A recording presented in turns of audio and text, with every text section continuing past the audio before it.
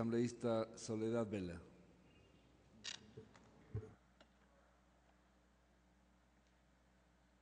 Gracias, presidente, compañeros, compañeras asambleístas. Quiero iniciar la exposición recordando que el artículo 11, numeral octavo de la Constitución, dice: el contenido de los derechos se desarrollará de manera progresiva a través de normas, la jurisprudencia y las políticas públicas. El Estado generará y garantizará las condiciones necesarias para su pleno reconocimiento y ejercicio.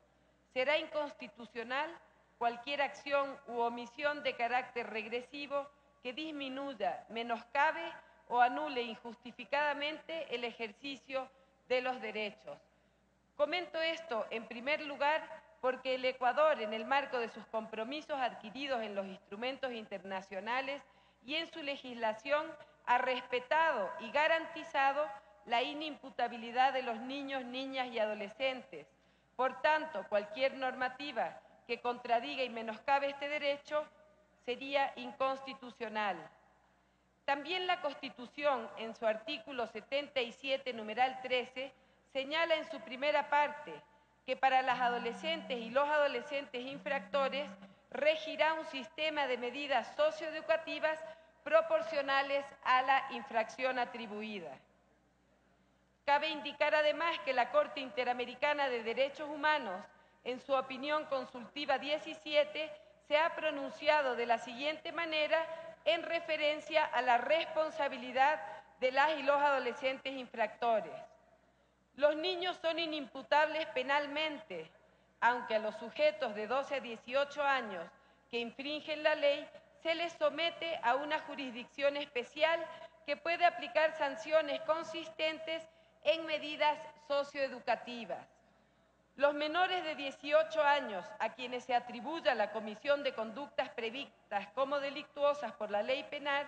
deberán quedar sujetos, para los fines del conocimiento respectivo y la adopción de las medidas pertinentes, solo a órganos jurisdiccionales específicos distintos de los que corresponden a los mayores de edad. El Código de Niñez y Adolescencia señala que los adolescentes entre 12 y 18 años son responsables e inimputables de los delitos penales,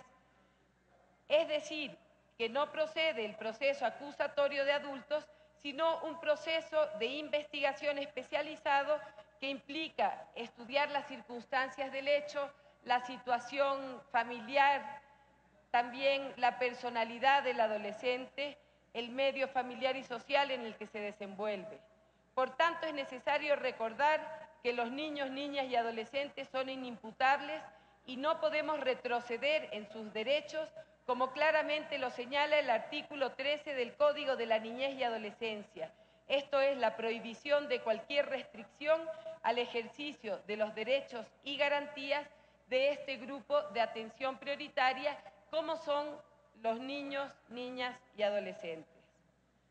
Por otro lado, concuerdo con los miembros de la Comisión al tratar el tema de adolescentes infractores en reformas al Código de la Niñez y Adolescencia y no regularlo en el Código Penal Integral, partiendo del mandato constitucional del artículo 175, que señala textualmente lo siguiente: las niñas, niños y adolescentes estarán sujetos a una legislación y a una administración de justicia especializada, así como a operadores de justicia debidamente capacitados, que aplicarán los principios de la doctrina de protección integral. La Administración de Justicia especializada dividirá la competencia en protección de derechos y en responsabilidad de adolescentes infractores. En tal sentido, la ley especializada sobre niñez y adolescencia es el Código de Niñez y Adolescencia. El artículo 1 de este cuerpo normativo señala en su inciso segundo que su ámbito regula el goce, ejercicio de los derechos, deberes y responsabilidades de los niños, niñas y adolescentes y los medios para hacerlos efectivos. En referencia a la medida socioeducativa de privación de la libertad, es importante destacar lo que dice la Constitución en su artículo 77, numeral 13.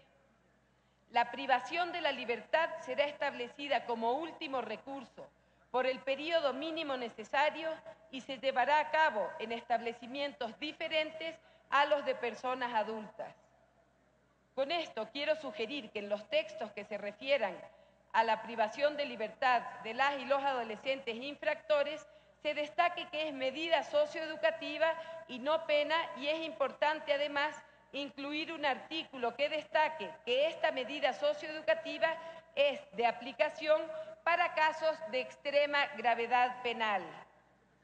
En el artículo referente a la dignidad y titularidad de derechos, debe indicarse que las y los adolescentes en conflicto con la ley penal son titulares de todos los derechos humanos reconocidos para todas las personas y aquellos específicos a su edad que constan en la Constitución de la República, en la ley y los instrumentos internacionales ratificados por el Ecuador. En el artículo innumerado que se refiere a la proporcionalidad, es necesario señalar en el inciso último que la privación de la libertad de las y los adolescentes infractores es la medida socioeducativa que se aplica cuando se ha cometido una infracción penal grave como último recurso. En el artículo innumerado que se refiere al derecho a la protección de datos de carácter personal,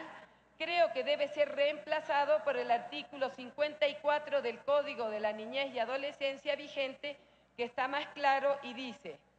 derecho a la reserva de la información sobre antecedentes penales. Las y los adolescentes que hayan sido investigados, sometidos a procesos de privación de su libertad o a quienes se haya aplicado una medida socioeducativa con motivo de una infracción penal,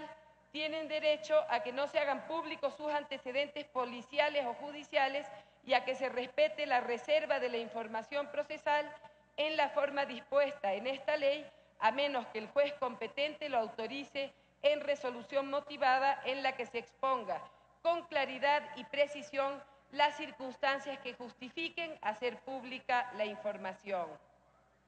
Un tema que también debe ser incluido como garantía de los derechos de las y los adolescentes es que los centros de adolescentes en conflicto con la ley penal deben existir en cada una de las provincias, porque lo que está pasando en la actualidad es que muchas provincias no cuentan con estos centros y por tanto aquellos derechos de estar comunicados y estar en contacto con su familia resulta violentado y es imposible aplicar, y muchas veces las familias no pueden tener contacto con sus adolescentes. En referencia al artículo innumerado que se refiere a la salud preventiva y curativa, no se menciona el caso de las adolescentes infractoras que se encuentran en estado de gestación. Creo que es un tema que debe ser considerado y regulado con un tratamiento especial para garantizar su protección prioritaria y cuidado de salud integral durante su embarazo. En el artículo innumerado referente a las y los fiscales especializados de adolescentes en conflicto con la ley penal, es importante que se garantice que existan estos administradores de justicia en cada una de las provincias. Por último, en relación al incremento de 4 a 6 años a la privación de la libertad de los adolescentes infractores, me permito señalar que si bien la sociedad considera necesario el incremento de las penas, en primer lugar, esta no es la solución a los problemas. En el caso de los adolescentes infractores hablamos de medidas socioeducativas y cuando es sumamente necesario, y habría que buscar la optimización de la aplicación de estas medidas socioeducativas y que también los centros donde van los adolescentes en conflicto con la ley cumplan verdaderamente su función. Le queda un minuto, asambleísta. Estas y otras observaciones las presentaré por escrito, presidente. Gracias.